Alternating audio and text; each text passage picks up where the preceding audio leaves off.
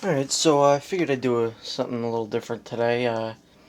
Take you through my DVD collection. First off, I have this two posters here of two of my favorite action movies. Rambo, First Blood Part 2. And of course, Die Hard. Alright, so let me start the tour. The first row here is, I guess, I consider it kind of my comic book row. So, starts off here with Batman the Animated Series. It's a great show. So yeah, all 4 volumes of that. Then I kind of go like in order of show, I suppose. So I get Mask of the Phantasm in there. Doing this with the wrong hand. Mask of the Phantasm, Batman and Mr. Freeze. Then Superman, Volume 1, 2, 3. Then it goes into Batman Beyond. I need to get the other volumes of that. I do have Return of the Joker. Then I have all the seasons of Justice League, which is Season 1 and 2, and then Justice League Unlimited Season 1 and 2. Then I go into the DC animated movies. Like I said, I'm trying to keep it kind of consistent.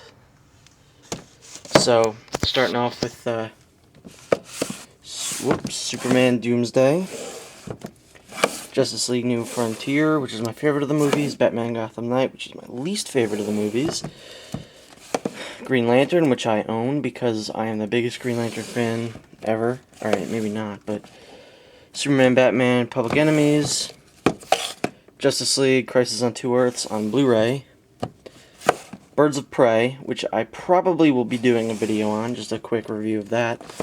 Then moving on to the actual kind of video, DVDs I mean.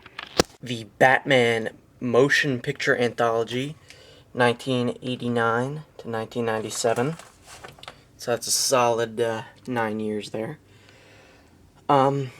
This is definitely worth the purchase, even though only 2 of these movies are really good, which would of course be Batman and Batman Returns, and then one okay film, which is Batman Forever, and then one horrible film, which is still good to watch, just for a little, some laughs, you know.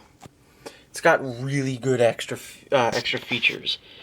I'll show you the DVDs themselves. So, we've got, it's kind of hard doing this with one hand, that's what she said. Batman, right there. Batman Returns. Batman Forever. Sounds like it's loose. And the cinematic abomination that is I almost said Matthew and Robin. I have a feeling Matthew and Robin might be a better movie than Batman and Robin. So yeah, if you're a big Batman fan like me and you don't have the Batman movies, you're actually on DVD, I definitely recommend picking this up, because the special features, especially the, what is it? It's right here,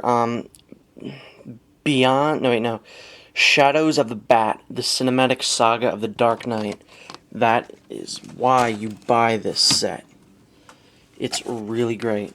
And it's even worth watching the segment for Batman and Robin, because you get to hear Schwarzenegger talk about why he took the role of Mr. Freeze, and it's pretty funny hearing him say, "The role of Mr. Freeze was a very deep character.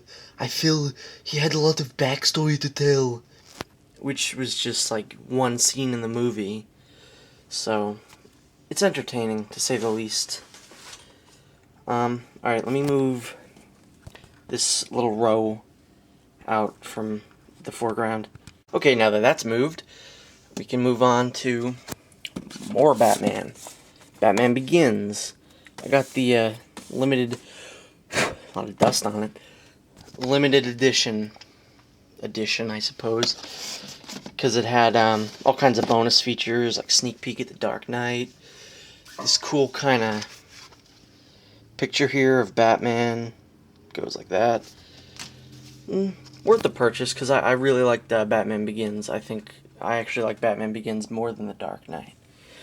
Again, I might speak about that in a separate video. So, that's that. The Dark Knight, which is probably one of the worst DVDs I own. Because there are no special features. I mean, there are special features, but they all are terrible. I don't recommend picking that up on DVD unless you really love the movie. So, that's the end of DC right there.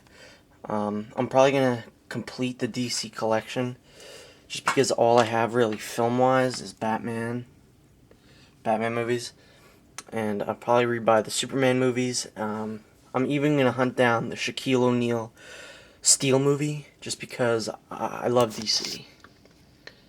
But I don't like Shaquille O'Neal. So, on to Marvel. X-Men 1.5. X-Men 2. X-Men 3 The Last Stand, which is actually a good movie. I don't hate it.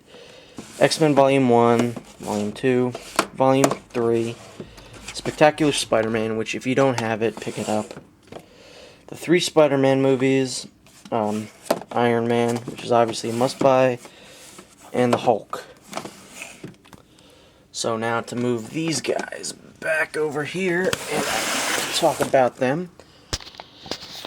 Battlestar Galactica, which I just started getting into, and I'm really loving it. Like, a lot. Now, if you want to start watching this, don't make the mistake I made.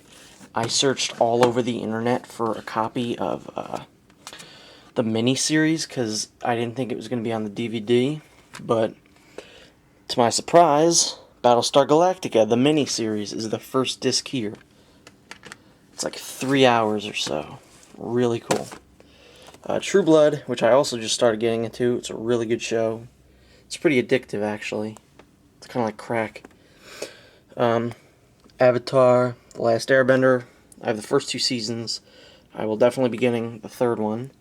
And then a purchase which I wasn't happy with at first, but now I'm really glad I did buy. The Red vs. Blue first 5 seasons. I didn't like this at first because, well, I owned the 3rd and 4th season already. But the bonus disc alone is worth the purchase. It's like really interesting. But yeah, they remastered all the seasons. I think they actually went back and reshot Season 1 to make it look better. But yeah, I really recommend picking that up. So, now we're down to the second row, which is going to be kind of hard to film. Now, I started putting things in the front here because I ran out of room other places. So these are kind of the things I don't watch the most, except for Buffy. That's there because I need it at my ready. But over here I have the Bones, some Bones discs that I can't find the cases for.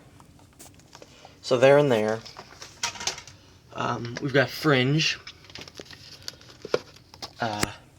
24, all the seasons of Buffy,